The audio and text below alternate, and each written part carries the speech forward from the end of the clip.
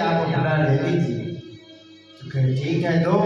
सेठ ने तो ले लिया महाराज, लेकिन सेठ ने सोचा देने के बाद कागज पत्तर सब बन गया कि हाँ फाइनल हो गया। लेकिन सेठ ने सोचा भोला पढ़ा लिखा है। भोला ने सेठ ने पूछा ये पढ़ के बताओ क्या लिखा है उसमें। भोला ने कहा हम कुछ नहीं जानते हैं, रघुनाथ जी जाने। अब वह सेठ ने सोचा कि अरे ये तो कुछ जानता नहीं है, इसको क्या पता हम क्या दिए, पढ़ा लिखा है नहीं। क्या किया, भोला से कहा। सेठ के मन में बेईमानी आ गई। भोला से कहा जाओ जल लेकर के आओ। भोला अंदर गया, एक जो पेज रखा था हिसाब करके दिया, उसको अलमारी में रख दिया। सादा कागज दे दिया भोला को। भोला भक्त बेचारा आ करके रघुनाथ जी के चरणों में रख दिया। भक्त कुछ भी मिलता है तो भगवान के चरणों में ही समर्पण करता। रघुनाथ जी के चरणों में रख दिए। अब रख तो दिए, अब उल्टा हुआ सेठ जा करके इनके ऊपर मुकदमा दर्ज कर दिया भोला के पास। भोला को एक दिन हाजिर होना पड़ा कोर्ट में। कोर्ट में हाजिर होना पड़ा। जब कोर्ट में गया तो भोला ने पूछे, जज साहब ने पूछे भोला ये बताओ तुम्हारे और सेठ के बीच में जब लेन देन की बात हुई थी तो बीच में कोई गवाही था क्या। भोला ने सीधे सरलता बोल दिया हुजूर हमारे और इनके बीच में केवल रघुनाथ जी थे और कोई नहीं थे, कोई नहीं था। तो जज ने सोचा रघुनाथ नाम से कोई आदमी होगा। जज साहब ने सोचे रघुनाथ नाम के कोई आदमी होगा। वो लिख करके रख लिया, सम्मत जारी कर दिए, लिख लिए। दूसरे दिन हुआ क्या, दूसरे दिन जो उनके रहते हैं जज के बगल में साथ में, उनसे कहा गया लोग और रघुनाथ नाम के जो होंगे जाकर के उनको बुला कर दिया। अच्छा वो रोने लगा। भोला से जब पूछा गया तुम्हारे और बीच में कुछ था, इसमें तो कुछ लेन देन के है ही नहीं, इसमें सादा कागज है। बेचारा भोला रोने लगा हुजूर हम तो अपना इसी को माए बाप सब समझते हैं, हम तो कुछ भी नहीं जानते। जज साहब को दया गई, कहे मत रो, हम अपने पैसे से अपने व्यक्ति को बुला करके हमें हलाएंगे। जज साहब ने भोला को विदा किए और सम्मत ले लिए। सम्मत लेने के बाद कागज दे दिए सैनिकों को, कहे जाओ रघुनाथ नाम के आदमी को ढूंढ करके हाजिर करो दूसरे दिन। वह व्यक्ति पूरा ढूंढ लिया।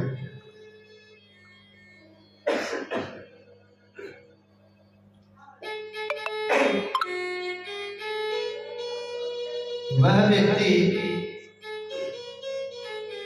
पूरा गांव घूम गया, नहीं मिला।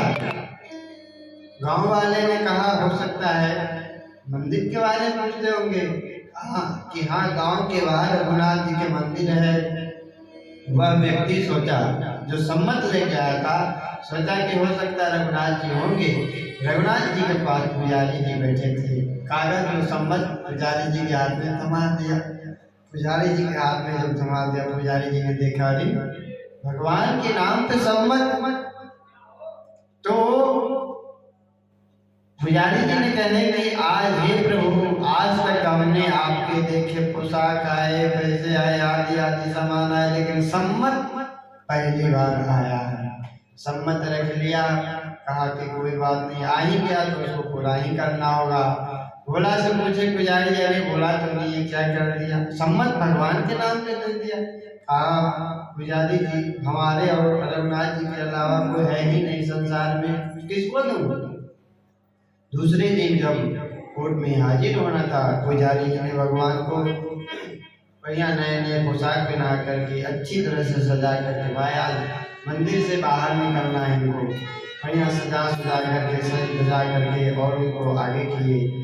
अब आगे तो किए, अब जब भोला भगत को दूसरे दिन जाना हुआ कोर्ट में, जब जाना हुआ तो एक बूढ़े जैसे बूढ़े व्यक्ति आए। जज साहब ने कहे रघुनाथ नाम के व्यक्ति हाजिर हो।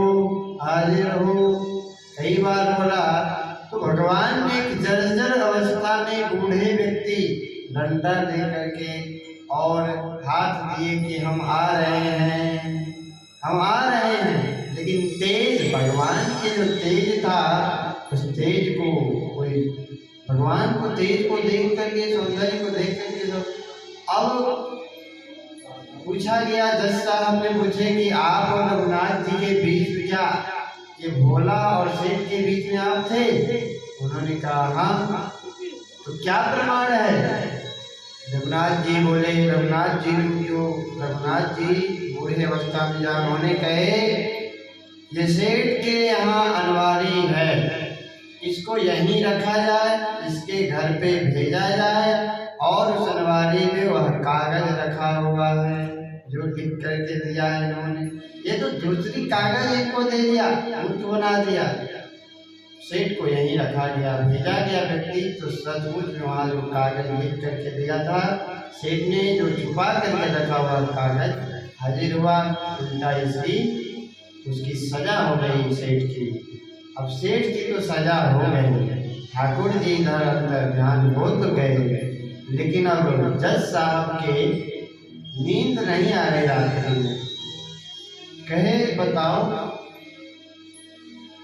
दूसरे दिन भोला के यहाँ आए और कहे भोला, जब तुम्हारे और सेठ जी के बीच में बात हो रही थी तो यहाँ तो कोई नहीं था, फिर रघुनाथ जी, सेठ ने, जज साहब ने सोचे इन दोनों के बीच में हो रहे थे तो इनको कैसे पता, इनको कैसे पता है? जज साहब समझ गए साक्षात पूर्ण ब्रह्म परमात्मा श्री रघुनाथ जी ही वेश बदल करके अपने भक्त को साक्षी देने के लिए आए हैं, गवाह देने के लिए आए हैं। उनके नेत्रों से अश्रु प्रवाह होने लगा।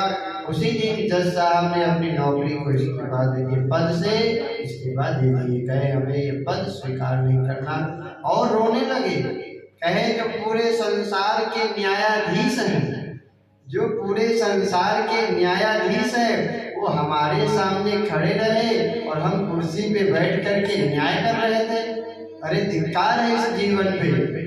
इस प्रकार से उन्होंने इस प्रकार से पश्चाताप करने लगे और जज पद से इस्तीफा दे करके और श्री रघुनाथ जी को वृंदावन में रह करके भजन करने लगे। लेकिन रघुनाथ जी ठाकुर जी के सामने कभी नहीं कहते थे हम इतने पापी हैं, हम उनके पास आने लायक नहीं। जो पूरे संसार को न्यायाधीश दिलाते हो, जो पूरे संसार को न्यायाधीश दिलाते हो, उनके सामने हम कुर्सी पे बैठ करके न्याय दिला रहे थे, न्याय कर रहे थे। तो भगवान कहने का मतलब हमारा यही था कि भगवान से आप कोई संबंध तो बनाइए। भगवान तो हर कुछ बनने के लिए तैयार है, माता पिता गुरु नौकर नौकर ग्वाल सब कुछ बनने के लिए तैयार है। देखिए, और भगवान संबंध के साथ साथ भाव भी रखना पड़ता है। भगवान को संबंध भी रखिए तो भाव। देखिए, संबंध हमारे अयोध्या की बात है। संत लोग कहते हैं कि वशिष्ठ परिवार में एक संत हुए जो भगवान को अपना शिष्य मानते थे, भगवान को अपना शिष्य मानते थे। इसी अवध की बात, इसी अयोध्या के, और बहुत दिन की बात नहीं है, थोड़े ही दिन की बात है। इस अवध में वह संत भगवान को अपना वशिष्ठ परिवार के थे। वशिष्ठ जी भगवान के कौन थे? गुरु थे। तो गुरु मानते, शिष्य मानते थे। आज भी वह मंदिर है तुलसी उद्यान के सामने, तिवारी मंदिर नाम के प्रसिद्ध है। तो वह संत जी जब कनक भवन जाए तो दंडवत प्रणाम नहीं करते थे, मतलब भगवान के सामने झुकते नहीं थे, उनके सामने भी नहीं जाते थे, बगल से ही ऐसे जाकर के चले आते थे। इस प्रकार से कई दिन गए। संतों ने कहा कि ये आप अच्छा नहीं करते। अरे भगवान के पास आकर के और आप सिर नहीं झुकाते, प्रणाम नहीं करते, दंडवत नहीं करते, शिकायत किए। एक दिन की बात हुई, सभी संतों ने जबरदस्ती किए, नहीं आपको तो करना ही पड़ेगा, आपको प्रणाम और दंडवत करना पड़ेगा, भगवान के सामने झुकना